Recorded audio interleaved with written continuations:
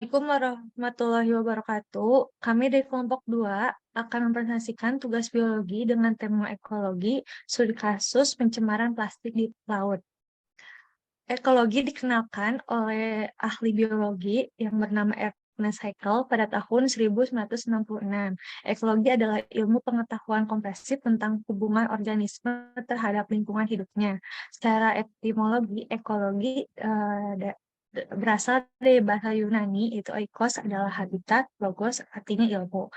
Ekologi ini sebagai ilmu yang mempelajari tempat tinggal atau habitat. Nah, secara keilmuan, ekologi sebagai salah satu ilmu biologi yang mempelajari interaksi atau hubungan timbal balik antara makhluk hidup dengan makhluk hidup lain dan dengan lingkungan sekitarnya.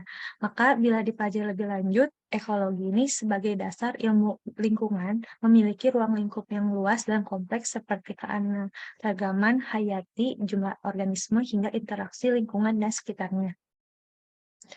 Kemudian ada ruang lingkup ekologi, terdiri dari organisme, itu suatu benda hidup atau makhluk hidup seperti manusia, burung, ikan, dan lainnya.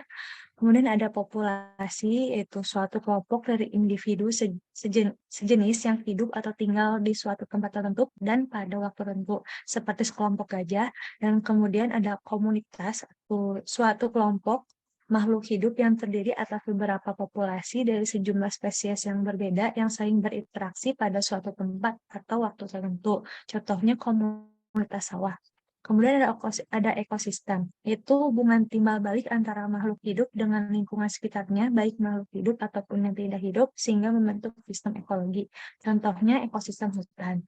Lalu ada biosfer, yaitu lapisan bumi tempat seluruh ekosistem berada. Letaknya ini di 900 meter di atas permukaan bumi, atau beberapa meter di bawah permukaan tanah, dan ribuan meter di bawah permukaan laut. Kemudian ada jenis-jenis ekologi. Yang pertama ada ekologi padang rumput, merupakan tempat yang ditumbuhi oleh berbagai macam jenis rerumputan. Nah, contohnya itu rumputan yang berjenis alang-alang yang merupakan tumbuhan yang membutuhkan cahaya dari matahari untuk kelangsungan hidupnya. Nah, kemudian rumput alang-alang ini berkembang biak dengan biji dan juga akar impangnya.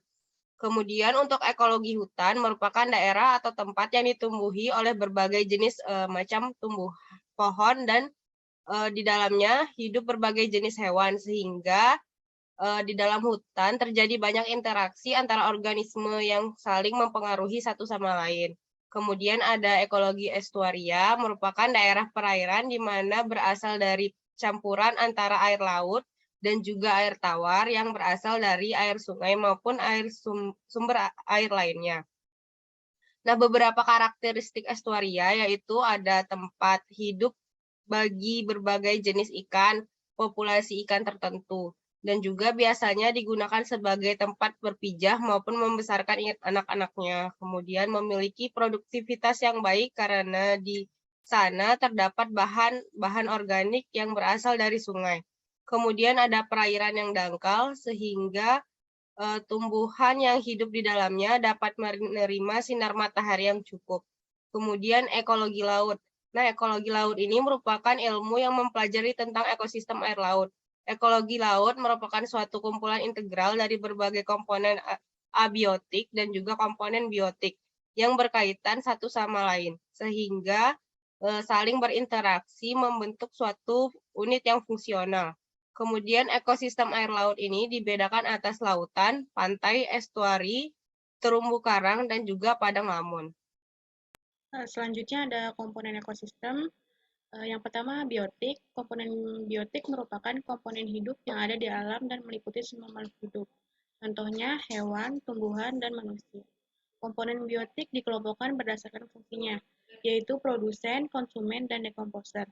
Selanjutnya ada komponen ekosistem abiotik. Abiotik adalah istilah yang biasanya digunakan untuk menyebut sesuatu yang tidak hidup.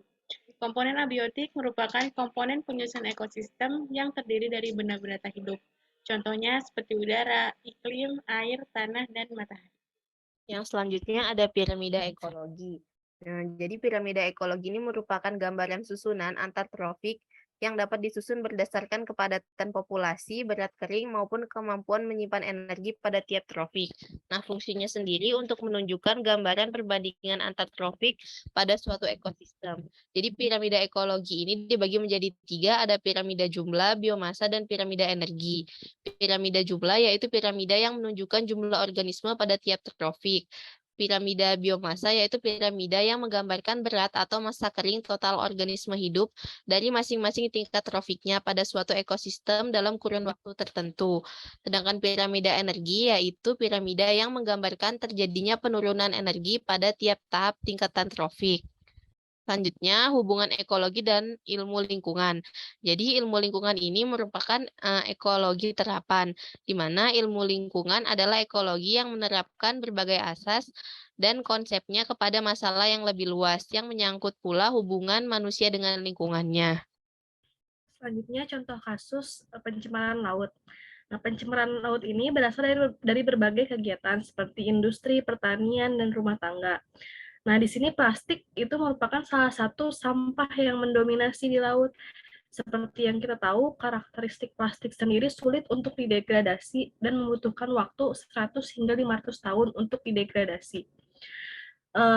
Sampah plastik ini memiliki dampak ekologi di laut.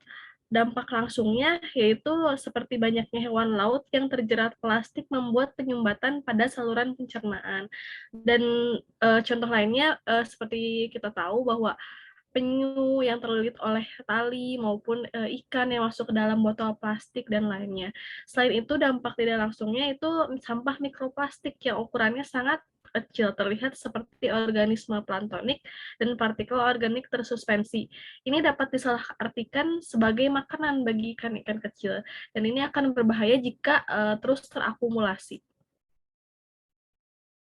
Nah, sampah plastik ini dapat bertindak sebagai faktor untuk kontaminan, termasuk polutan organik persisten atau POPs, PCB, PAH, DDT, PDBE, dan BPA.